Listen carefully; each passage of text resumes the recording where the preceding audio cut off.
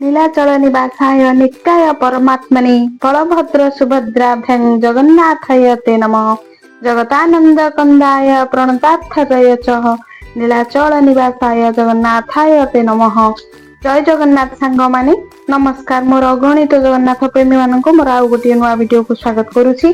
आशा करुछि मोर ए नुआ वीडियोटी रु आपण माने बहुत किछि जगन्नाथ विषय रे जानिबा को पाइबे। वीडियोटी को स्किप न करी शेष पर्यंत देखिबे, लाइक एंड कमेंट करिवे, चैनल रे नुआ थिले सब्सक्राइब करबा को भूलिबेनी।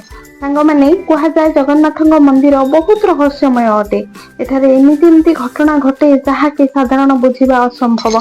सबुठारु रहस्यमय अटे गर्भगृह। आसंतु एबे जानिबा जगन्नाथ गर्भगृहर रहस्य। पुरी जगन्नाथ मंदिर प्रभु जगन्नाथंकर मुख्य मंदिर शिखर को विमान अर्थात प्रमुख केंद्र गंबुज कुहा जाए, जहा शंख आकृतिर होइथाय। एही गंबुज उपरे पद्म आकार रे एक गंबुज अछि। एही विशाल मंदिरर तळ भागरे ही मंदिरर गर्भगृह अछि, जेउठारे पूर्व दिग को मुह करी श्री प्रभु जगन्नाथ बलभद्र सुभद्रा सुदर्शन रत्नबेदी रे विराजमान करिसंती। एही रत्नबेदी को मणिकोष्ठ बा सिंहासन मध्य कुहा जाए। यह कला मुगुनी पत्थर उपरे निर्माण करा जायछि। कुहा जाए एही रत्नबेदी हजार हजार शालग्राम रे निर्माण करा जायछि। आउ एही शिला नेपाल रो राजांग ठाରୁ प्राप्त होइथिला। ता उपरे केवल पूजा पंडा पुष्पपालक केवल चढ़ी पारिबे। यह छड़ा एही सौभाग्य पुरी महाराजा और नेपाल राजा को केवल प्राप्त होइछि। एही सिंहासन उपरे राजा राजपुरुष साधु मानक चित्र करा जायछि। आउ मध्य ओडिया भाषा रे किछि लिखा जायछि।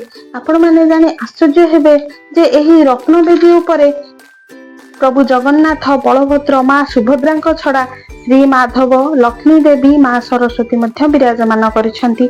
श्री माधव विग्रह प्रभु जगन्नाथ विग्रह सहित समान। लक्ष्मी सरस्वती प्रभुंकर पार्श्वदेवी भावे विराजमान। रत्न सिंहासन सामना भाव को भीतर पोखरिया कुहा जाए। एही स्थान यह सेही स्थान जेउठी तिनि ठाकुरंकर पूजा आलती धूप भोग और शयन विधि आदि करा जाय थाए। भोग लागिबा पूर्वरु चाउल चूनार मंडल करा जाय थाए। ता उपरे भोग रखा जाए। जदि एही रत्न सिंहासन आपण परिक्रमा करबा को चाहुचंती, सेथिराई एक छोट मार्ग करा जायछि, किंतु ताहा केवल साहाण मेला समय रे खोला जाए।